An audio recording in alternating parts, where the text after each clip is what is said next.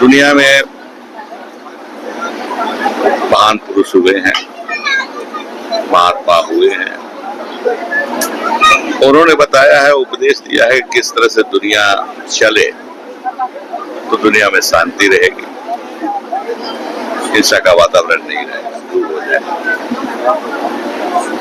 देखिए मानव को क्या चाहिए? पेट भरे, इसके बाद शांति चाहिए, हर तरह से शांति चाहिए। तो भगवान बुद्ध ने हमारे शांति का मार्ग बताया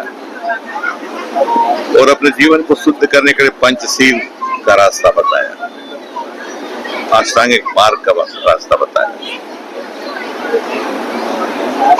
और उस समय ही रेलिवेंट नहीं था, प्रसंग नहीं था जिस समय थे भगवान बुद्ध, आज भी है और कल भी है। इतना प्रासंगिक है भगवान बुद्ध के वचन।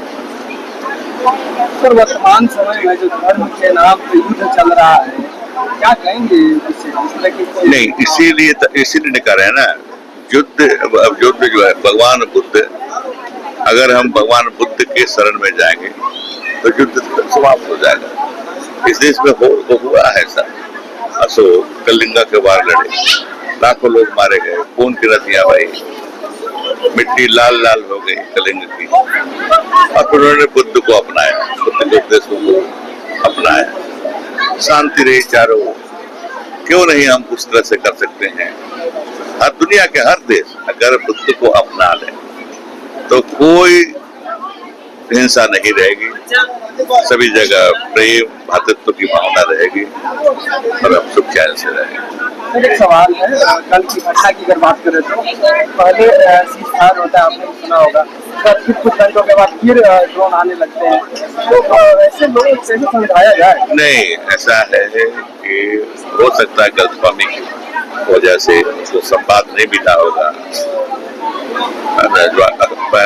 टीवी देख रहा था, DGM director general military operation Pakistan ने बात किया हिंदुस्तान के, भारत के DGM कि हम लोग अब सीज फायर करेंगे 5 बजे से लागू।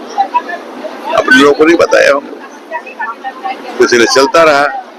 लेकिन जब देखेगा 8 बजे के बाद सब बंद हो गया और शांति आ गई। आज भी शांति है। तो ये है, कम्युनिकेशन गैप भी कर सकते हैं, अभी तो ही कर सकते हैं। अब 12 तारीख को कल मीटिंग होगी इन लोगों की, उसमें क्या बात होती है फिर उसको भी देखना होगा। हम लोग तो पार्टी के लोग, वो पार्टी के लोगों से और राज्य के लोगों से, संस्थाओं से वो बात करेंगे, वित्त आयोग के सदस्य लोग, अध्यक्ष उपाध्यक्ष लोग, और पार्टियों से भी बात करेंगे, सरकार से भी बात करेंगे, और हम सब मिलके राजहित में जो होगा उनको बताएंगे। तो हम लोग भी जाएंगे, मैं भी जाऊंगा उनके सामने, तो राज्य से पहले बात कर लूंगा कि क्या मांग करना, क्या चाहते हैं, उसको पुरजोर ढंग से उसका समर्थन करूंगा पार्टी की ओर से कि भाई हमारे राज्य में ये चाहिए, ये दीजिए। संसाधनों का बंटवारा इस तरह से कीजिए केंद्र और राज्यों के बीच में। झारखंड को इतना मिले, आज के दिन में संसाधनों की बहुत कमी है ना। नेचुरल संसाधन तो बहुत है यहाँ पर, प्राकृतिक संसाधन बहुत है, लेकिन जो हमारे पास जो साधन है, बजट बनता है, बहुत कम का बनता है दूसरे राज्यों के तुलना में। तो अगर हमारे पास राशि आएगी, भारत सरकार देगी, बढ़ा कर देगी हमको, तो ज्यादा खर्चा करेंगे और जनता के हित में काम करेंगे, हमारी सरकार करेगी। तो उसको पहले हम लोग बात कर लेते हैं, तय कर लेंगे और फिर वित्त आयोग को उसे अनुसार अपनी बात रखेंगे। बुद्ध भगवान ने शांति का संदेश दिया था, अहिंसा का संदेश दिया था और ये आज के युग में बहुत ही प्रासंगिक है। साथ ही साथ उन्होंने एक संतुलित जीवन का भी संदेश दिया था, संतुलित मन, संतुलित विचार, संतुलित व्यवहार। तो आज के युग में ये हमें शिक्षा देता है कि हम संतुलित जीवन जिए, एक दूसरे के साथ सद्भावना से, सामाजिक न्याय को प्रोत्साहन देता है, प्रकृति के प्रति प्रेम और जीवों के प्रति प्रेम, इन सब को ये बढ़ावा देता है। तो इसीलिए आज के युग में बहुत प्रासंगिक है। जो सवाल है कि किस तरह से हरकतें हो रही आपने देखा होगा युद्ध के समय, जी हाँ, युद्ध के समय सबसे पहले तो जो भी समाज का और जो देश का अपना जो कर्तव्य है, तो देश अपना कर्तव्य तो पूरा करेगा। अपना कर्तव्य है अपनी सुरक्षा करना, अपने नागरिकों की सुरक्षा करना। तो वही कर्तव्य के कारण जब भी युद्ध का ऐलान होता है या कुछ भी इस प्रकार के निर्णय लिए जाते हैं, उसी वजह से लिए जाते हैं। और इस समय अधिकारियों के ऊपर विशेष जिम्मेदारियां होती हैं, क्योंकि नागरिकों के बीच में किस प्रकार का संदेश फैल रहा है, सुविधाएं उनको मिल रही हैं कि नहीं, जो भी बेसिक नीड्स हैं या बेसिक सर्विसेज हैं वो सभी उनको उपलब्ध हो पा रहे हैं कि नहीं।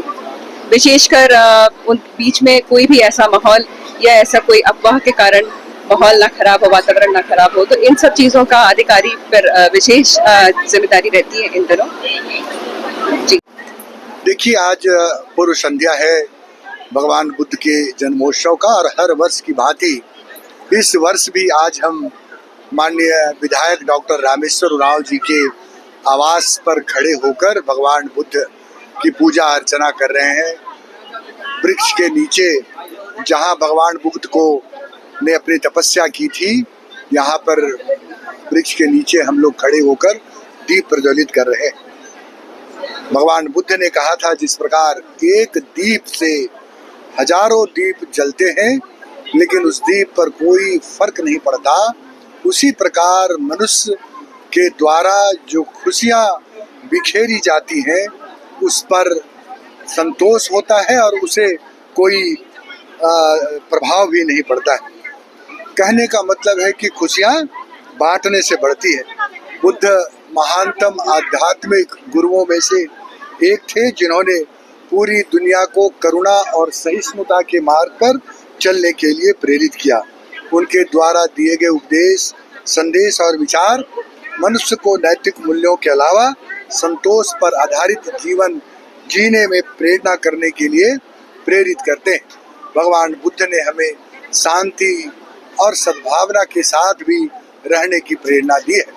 आज पूरी दुनिया, खासकर आप झारखंड में अगर देखें तो पूरे डोरंडा में भगवान बुद्ध के अनुयायी आपको देखने को मिलेंगे, जहां आज लुंगदर झंडा का पूजा किया गया, दीप प्रज्वलित किए गए, दार्जिलिंग से आए लामाओं द्वारा विधि विधान के साथ पूजा कराया गया और पूरा परिसर जो है वो भगवान बुद्ध के अनुयायी मौजूद होकर राज्य के खुशहाली, तरक्की।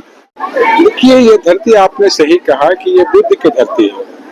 यहाँ पर प्यार, शांति, भाईचारा और सहयोग की भावना रखते हैं। जो बुद्ध को मानने वाला है या इस धरती की जो उपयोगिता रही है। मगर दूसरी ओर आप देखेंगे, इसी धरती में भगवान कृष्ण ने भी जन्म लिया था, जिन्होंने दोनों कार्य करते हुए उन राक्षस प्रारूपी को, जो राक्षस रूप में देश को डिस्टर्ब करना चाहते, देश के आवाम को परेशान करना चाहते, देश की जनमानस को परेशान करना चाहती है, उसका वध भी भगवान कृष्ण ने किया था। तो ये धरती ऐसी है, भारत की धरती, भारत माँ की धरती, और भारत के लाल जो है, भारत में जो लोग रहते हैं इस भारत में, उन लोगों में दोनों शक्तियां हैं। एक बुद्ध को भी पूरी तरीका से मानते हैं, उनकी बातों पर, उनके कार्यों का अनुसरण करते हैं, उनको मानते, उनके मार्गों पर चलते हैं। कल बुद्ध पूर्णिमा भी है, जो पूरे देश दुनिया में मनाया जाता है, इनके फॉलोवर हैं।